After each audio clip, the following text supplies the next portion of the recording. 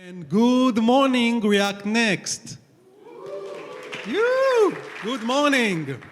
So I want to start with a story, or an hypothetical story. Nothing that probably won't happen to you at work. So your manager comes to you and he says, our designer decided to create a new web page in our application. And as I said, it's hypothetically. Things like that doesn't happen in your company. Really? So the manager asks you to implement one part of this web page. And you sit like a developer, and you want to create that that part, and you want to start from to create it. So you start by designing your implementation. You divide everything into components conceptually. For example, title, search, movie list, things like that. Then you break it into components, which are the containers, the smart components, and the dumb component or the child components, and you want to create your web page. Up until now, easy peasy, things we are doing every day at work. But how would you build that page or those components? Do you really need all those libraries and frameworks? Of course. But what if we can teach the browsers new elements? What will be the gain from those elements, and why should we do that? And this is where our journey begins. In the next 28 minutes, I'm going to talk about a few things. First of all, what are the Web Component APIs that we can use even today, and they exist already for 5 years, and how to use Web Components in React and to wrap a React component with Web Component API. Why does it need to do those things? Ask yourself, and I will answer at the end of this session. So let's start with the Web Component Standard. What is the Web Component Standard? A standard that was started building 5 years ago. It's already implemented in most of the browsers, except Internet Explorer. And the idea here is to create code reuse, encapsulation, semantics, and everything else. So good practices that we are already doing with libraries and frameworks.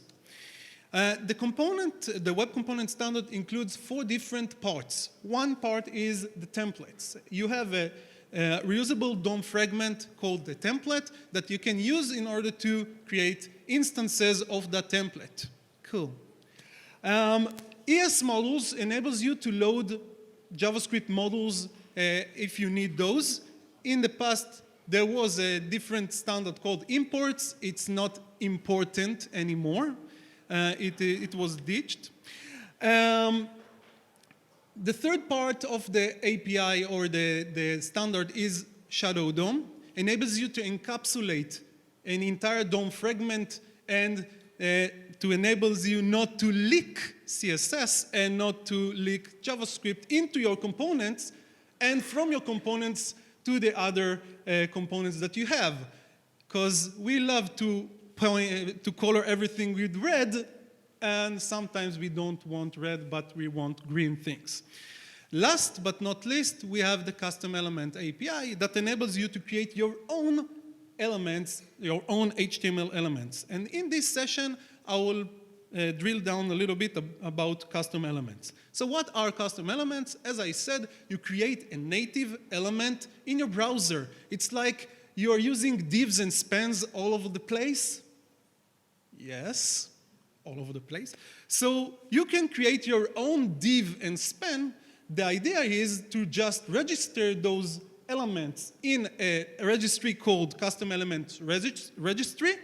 It exists on the window object, and then you register them using the define function, and you give them a name and implementation of the element, and boom, you have a native element, your own native element. If you want to extend something, for example, HTML input element, you can also extend those elements as well, using the same method, but instead of extending HTML element, you extend a specific element. That's all. And then you can create very, very sophisticated native implemented elements in the browser. So without that, let's do the part when we introduce web components to React. How we do that? So, sorry, not this demo, this demo. So here we have a Create React app that I already generated. And what I'm going to do is just create a collapsible panel element, a custom element, in order to show you how to consume a custom element from a React application. So how we do that? Let's start with creating a template. This is going to be the template that I'm going to use in order to render my custom element. Okay?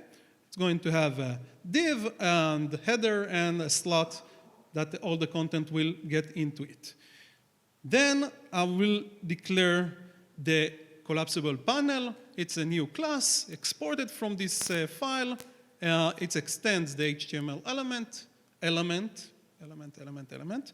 And then I have a constructor here, and I'm going to implement a few functions inside this component. So the first function is init.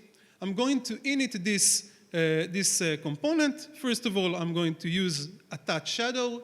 This is me using shadow DOM in order to encapsulate the whole content of this custom element into a shadow DOM. It's going to have a mode open. There are two modes, open and closed. Then that enables you to leak things inside if you are in open mode using a shadow root property on the element. And if it's closed, then it's a black box. Nobody can do anything inside your component. Then I'm just creating a new element called template. I'm giving that template the template from here that you saw earlier, and create an instance from the template, create the shadow root, append the instance of the template, and just have some properties on that custom element. For example, show and bound collapsed. We are doing a collapsible panel, so we'll have a function called bound collapse. Then I can do something like this. We have lifecycle events like in React, not with hooks, but in the old React with classes. So we have a connected callback. Once we are connected to the DOM, then I can grab the title attribute, put it in the header, and just wire a click event using this event handler, and just put the content in the slot. As my mother always says, Gil, clean after yourself. So clean the event handler, please, after you finished using the element. This is the disconnected callback where you clean after yourself. Last but not least, we have the collapse function that just collapses the collapsible panel. Now if I will run the application, nothing will work. Why is that? Because I didn't register my element. So the last and not least thing that you should do once you created your element is window.customelement define, and voila, we have a collapsible panel that I can start using. So I will save this. You can see here in the app that I have my collapsible panel already here with the title and things that will be injected to the slot element of the template. And I just run this, and we will have an application, hopefully, that runs a collapsible panel, wow, and just giving you the idea of how React can consume any custom element, because it's like it consumes divs and spans and everything else. And here is the collapsible panel, and it works. Nice. So now you ask yourself, okay, what's the big idea here? Why should I bother? And let's talk about one of the biggest problems that I see in customers in the last 3 or 4 years. I call this the Catholic wedding problem. What I mean by that? At the start of the project, we are choosing a library or framework. And that's okay, okay? That library or framework can be React or Angular or Vue, whatever. And we are wedding that framework forever. And as I said, it's a good thing, and it has a bad thing inside of it. What is the bad thing inside of it? So let's talk about a story from a customer I have that invited me for a consulting. And that customer had two applications, two dashboards, one written with Polymer, the other one written in React. And the R&D manager asked them to consolidate a few components from one application and a few components from another application into a third application that should work together. Fun, fun, fun. How would you solve that problem? There are solutions for that. Another story. Another customer called me because they acquired a company. And that company had a very big dashboard with 5 million lines of code in JavaScript, in Angular, sorry, not JavaScript, but TypeScript with Angular 5, Angular in a React conference. Okay, and they had a different dashboard with Angular.js, oh my God, with 2 million lines of code of JavaScript. And their manager came to them and asked them to consolidate both of those dashboards into one in 3 months. Fun, fun, fun. How did you solve that? Iframes, oh my God. And this was the solution for now, and then they upgraded the Angular.js app into Angular 5. Okay, so the entire process took them 9 months. So what's the point here? The point here is that you don't know the future, and if you have infrastructure implemented in one library or framework, then one day you might be acquired or acquire a different company, or in a different team, you will have to consolidate two or three different applications written with different libraries and frameworks, and they don't work together as well. So do we have a solution for that problem? As it seems, custom elements can remove that barrier. How do you do that? You create native components with custom elements that can be consumed by any library and framework. You saw me using custom element in React app. You can use custom elements in Angular, in Vue, in whatever, because it's implemented as native elements in the browser. So this means that custom elements are suitable if you want to create infrastructure of components in your application. So can we combine web components and React? Let's see. So the next demo that you're going to see here is the following. I'm going to create the same collapsible panel I created with custom elements, but this time with React.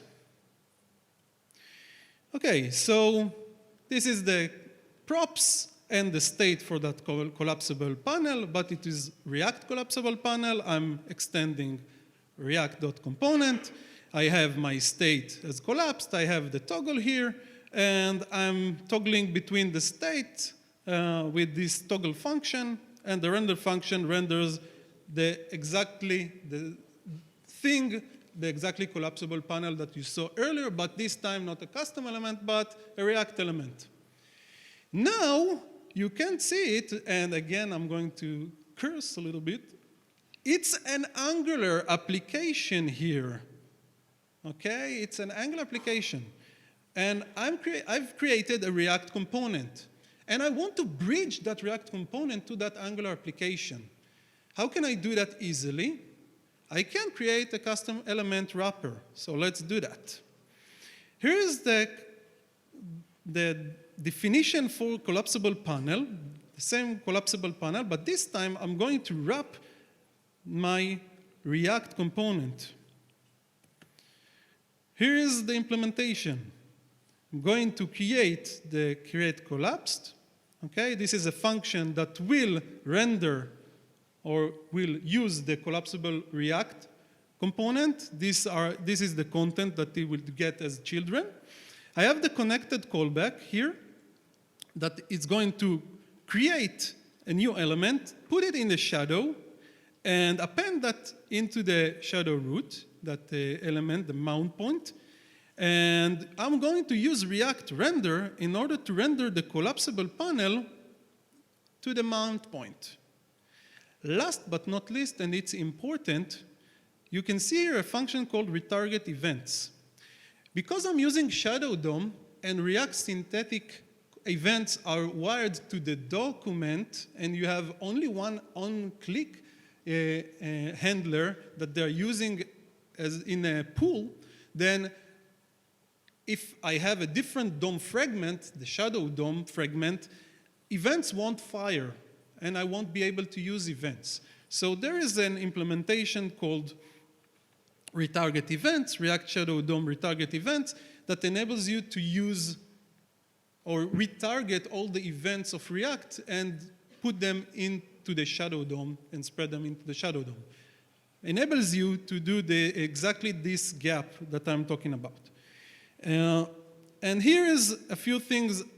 For example, I want to observe the title, and once the title is changing, attribute change callback, this is from the custom element standard, then I'm going to render the entire collapsible panel again, and since I'm using the render function, it's going to run a diff and see if something changed, and if something changed, boom, it will change in the application. So now I have a bridge between my application and the React component.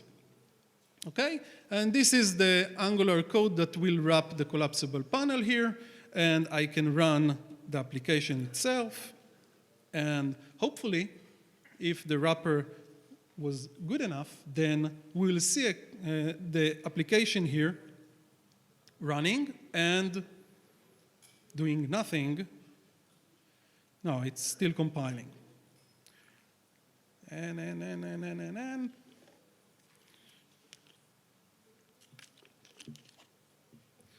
Okay.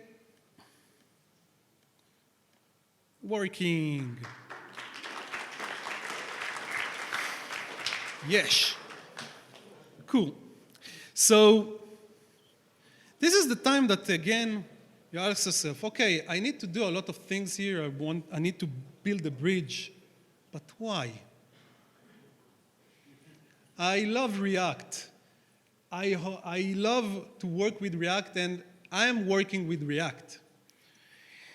But as I said, we have that problem, that Catholic wedding problem, and we want a little bit of diverse.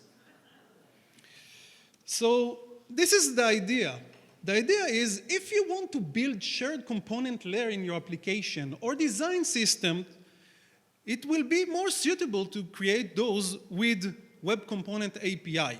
If you want to enjoy the React environment, you can wrap those React components that you create in Web Components API and then ship those as something that is natively exposed to the browser using the same Web Component API. And that's the idea. If you have a microservices environment and you have apps in your organization that are built with Angular, React, whatever, you can wrap components in custom elements and then use or reuse those components and create the barrier using Shadow DOM between those components and the apps that consume those components. This is the idea. This is the why. Okay? So let's summarize. Web Components standard is very powerful. It enables you to create your own native components in the browser. You can create React components and then wrap those components with Web Component API, then ship those as with all the React features, but as native elements. Then you will be able to reuse those components in applications which are not necessarily written in React. That's the idea. A few resources about custom elements and custom elements with React. I will put that slide in the end. You can follow me on Twitter. My website is gilfink.net. And I want to summarize this with one thing. The Web Component API is very powerful, and you should use it. So use the web platform, Luke. Use the web platform. Hook. Thank you.